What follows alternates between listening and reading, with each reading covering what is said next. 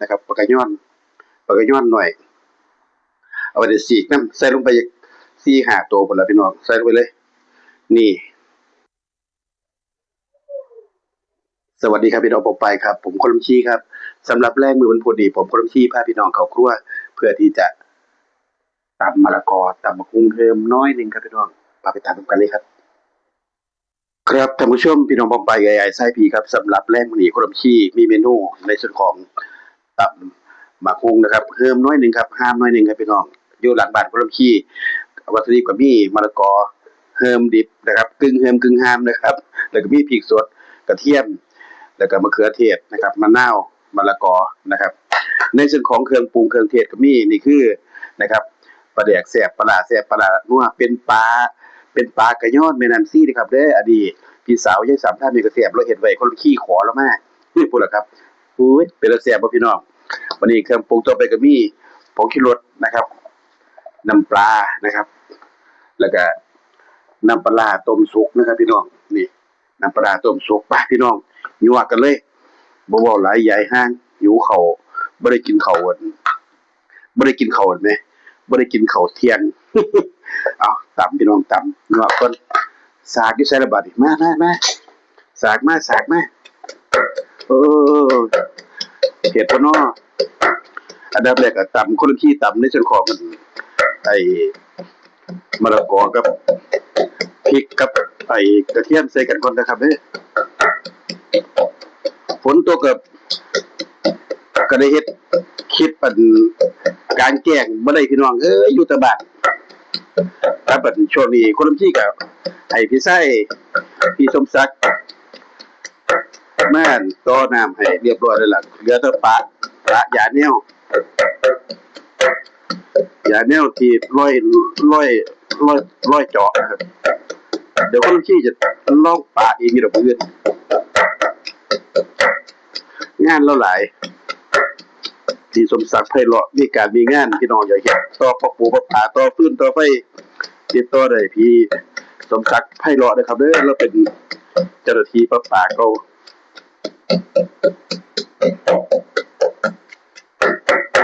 ตำพริกก่อนพี่น้อง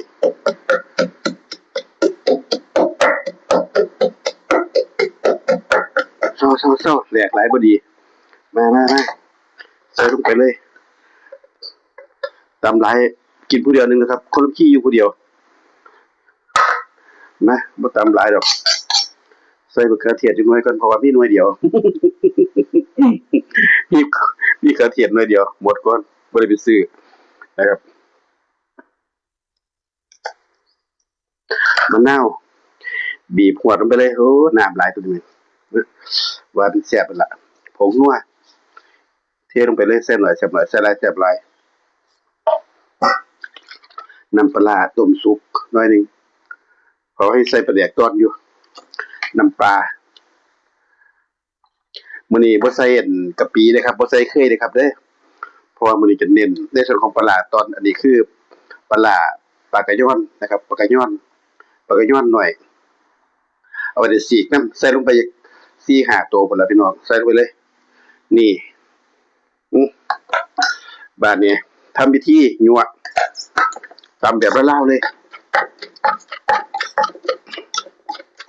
ตำแบบอีสานบ้านเฮาเลยครับพี่น้องน้ำตาลก็บ่ต้องใส่มันล่ะใส่จักหน่อยเนี่ยโอ้บ่ใส่ดอกพี่น้องขี้คร้านแกะถุงตำลาวๆโลดตำบ้านๆอีสานบ้านเฮานี่ล่ะหุงเฮิมเด้ครับนี่หุงหามต้นหลังบ้านเฮิมแล้วมาลองชิมดูชิมคำยังไงโลดจังได๋ก็สิพอดีเสียบพี่มาพี่น้องมาชิมด้วยกันอือเปรี้ยวหน่อยหนึ่งผงนัวไป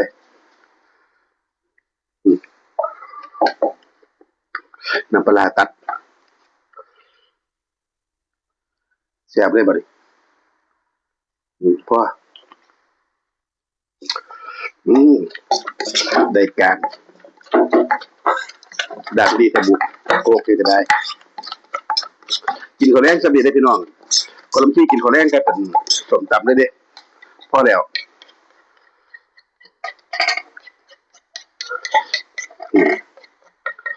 มาพี่น้องมาบัดนี้ได้เวลาแล้ว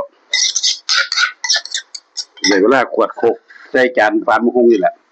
มาอุ้ยตตำแหลกปวดตอนประแดกตอนปลาปลากระย้อนมันอันนั้นตอนปลาปลากระย้อนมันนั่นไหมพี่น้องตำแหลกปวดตอนปลามันแตกนี่ตอนปลาปลากระย้อนเป็นปลาเป็นปลาหลังนะครับเป็นบ่มีปลาบ่เป็นปลาที่เกล็ดแซ่บแล้วบัดนี้สุดเสนียนพี่น้องเป็นได้บุญใส่ตอนปลากระย้อนแซ่บๆมาครับบัดนี้ในส่วนของผักนี่พี่น้องบัดนี้ผักโคลัมขี้ในส่วนของผักนะครับพี่น้องเด้อผักนี่โคลัมขี้ล้างแล้วเห็นบ่นี่ล้างแล้วใส่จานนี่คือยอดผักแค่บ้านนะครับยอดผักแค่บ้านกินได้ง่ายอันนี้จะเป็นยอดชะอมเป็นรอยอยู่ต้นพี่สาวมานี่ครับยอดชะอมหรือว่าผักที่เว้าม่วนที่สุดผักขานี่ครับพี่น้องเรียบร้อยแล้วครับนี่ครับท่านผู้ชมพี่น้องปองไปครับนี่คือเมนูอาหารแรกคนละที่เลยครับเป็นส้มตำนะครับฮามแหน่ดิบแหน่นะครับคือกึ่งฮามกึ่งดิบกึ่งฮามนะครับนี่คือตำบักหุ่งหรือว่าตำมะละกอนะครับอันนี้จะเป็นในส่วนของผักแกล้มครับพี่น้องนี่ครับมาอยู่มากินกันได้ครับเด้อพี่น้องปองไปครับเอาละครับพี่น้องปองไปครับสำหรับคลิปนี้ผมคนละขี้ฝากไว้จะมีก่อนก็จะกันทิพย์ให้เหมือนเดิมให้พี่น้องอยู่เย็นเป็นสุขนะครับเด้อกลับมาพบกันใหม่ในคลิปต่อไปครับสวัสดีครับ